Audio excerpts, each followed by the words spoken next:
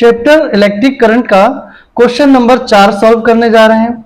Question number 4 में दिया गया है 3 resistor 2 ohm, 4 ohm and 5 ohm are connected in parallel. What is the total resistance of the combination. तो 3 resistance हैं वो पैरेलल में कनेक्ट किए गए हैं, हमें टोटल रेजिस्टेंस फाइंड करना है। चलिए लिख लेते हैं जो गिवन है। R1 की वैल्यू दी गई है 2 ओम दी गई है, वहीं R2 की वैल्यू दी गई है 4 ओम दी गई है और R3 की वैल्यू दी गई है 5 ओम।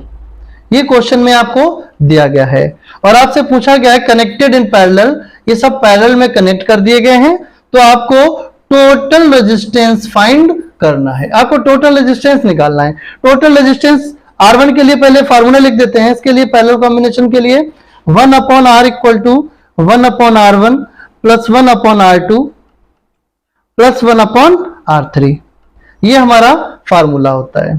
चलिए वैल्यू को पुट करते हैं, तो 1/R equal to 1/2 plus 1/4 plus 1/5। मतलब हमने वैल्यू रख दी, R1 की जगह पर कितना रख दिया, 2 रख दिया, R2 की जगह पर कितना रख दिया, 4 रख दिया और R3 की जगह पर 5 रख दिया। चलिए इसका एलसीएम ले लेते हैं 1/R इक्वल टू, इसका एलसीएम लेंगे 2, 4 और 5 का। 2, 4, 5 का जब एलसीएम लेंगे तो एलसीएम निकल आएगा 20। अब हमें इसे सॉल्व करना है, तो 2 दशामन 20 मतलब 10 2 10 जा 20 हो गया। इसी तरीके से 4 5 जा 20 5 हो गया। इसी तरीके से 5 4 जा 20। तो ये तुम्हारा निकल आया। वैल्यू सॉल्व करने के बाद 1/R इक्वल टू कितना हो जाएगा, 10 5 15 4 19 19/20। ये किसकी वैल्यू निकल आई, 1/R की। लेकिन हमें वैल्यू किसकी फाइंड करनी है, R की वैल्यू फाइंड करनी है। जब R की वैल्यू फाइंड करनी है तो क्रॉस मल्टीप्लीकेशन कर देंगे, तो R की वैल्यू निकल आएगी, जस्ट अपोजिट इसका कर दिया जाता है, ध्यान रखना।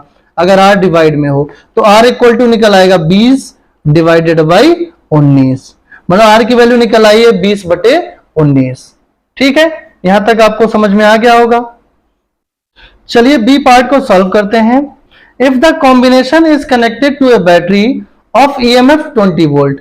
अब EMF की अगर बात करें, EMF बराबर दिया गया है आपको 20 वोल्ट दिया गया है, ये EMF आपको क्वेश्चन में दिया गया है। एंड नेग्लिजिबल इंटरनल रेजिस्टेंस, और स्मॉल r की जो वैल्यू दी गई है वो 0 के बराबर लगभग नेग्लिजिबल दी गई है। डिटरमाइन द करंट, हमें करंट को डिटरमाइन करना है। ईच रजिस्टर, प्रत्येक रेजिस्टेंस में करंट की वैल्यू फाइंड करनी है। And total current drawn from the battery, और टोटल करंट की वैल्यू भी फाइंड करनी है। चलिए हम रेजिस्टेंस R1 के लिए करंट की वैल्यू फाइंड कर लेते हैं। R1 के लिए हमने मान लिया करंट की वैल्यू क्या है, I1 है। तो R1 के लिए अगर हम करंट की वैल्यू I1 मान लेते हैं तो I1 इक्वल टू कितना हो जाएगा, V/R1 V/R1 हो जाएगा। अच्छा V की वैल्यू कितनी आपको दी गई है क्वेश्चन में, 20 वोल्ट दी गई है। अपॉन R1 की बात करेंगे तो R1 की वैल्यू कितनी दी गई है, आपको 2 ओम दी गई ना क्वेश्चन में, तो यहां पे लिख देंगे 20 डिवाइडेड बाई 2। ये 2 से अगर भाग देंगे कितनी बार जाएगा, 10 बार, तो 2 दशामन 20। तो I1 की वैल्यू कितनी निकल आई, I1 की वैल्यू निकल आई है मेरे पास 10 एम्पियर। I1 की वैल्यू कितनी निकल आई, 10 एम्पियर निकल आई। इसी तरीके से हम लोग किसकी वैल्यू निकाल लेंगे, I2 की वैल्यू निकाल लेंगे। ये तो I1 की वैल्यू निकल के आई ना अभी।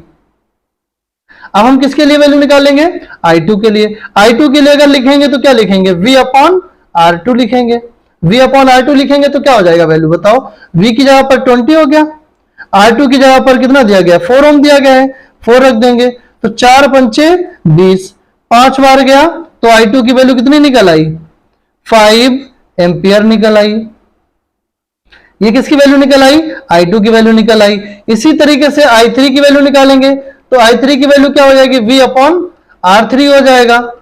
तो I3 इक्वल टू कितना निकल आएगा, V की जगह पर 20 हो गया और R3 की जगह पर दिया गया आपको 5, तो 5 चकू 20। I3 इक्वल टू कितना निकल आएगा, 4 एम्पियर निकल आएगा।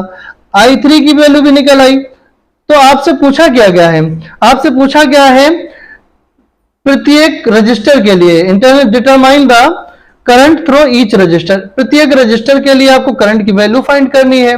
और इसके अलावा भी पूछा गया है टोटल करंट। टोटल करंट का मतलब क्या है, I equal to I1 plus I2 plus I3, मतलब जितने भी करंट है उन्हें क्या कर लें हम लोग, ऐड कर लें। I1 plus I2 plus I3 की वैल्यू अगर हम ऐड करेंगे तो I इक्वल टू कितना निकल आएगा, 10 रखेंगे I1 की जगह पर, प्लस I2 की जगह पर 5 लिखेंगे और I3 की जगह पर लिखेंगे 4। तो टोटल करंट जो हमारा निकल आएगा 10, 5, 15, 4, 19 एम्पियर। तो टोटल करंट हमारा कितना निकल आया, टोटल करंट हमारा निकल आया 19 एम्पियर। और हमारा यहीं पर क्वेश्चन समाप्त हो जाता है, क्योंकि हमने प्रत्येक के लिए करंट निकाल लिया, प्रत्येक रेजिस्टेंस के लिए, और साथ में हमने टोटल करंट भी फाइंड कर लिया है।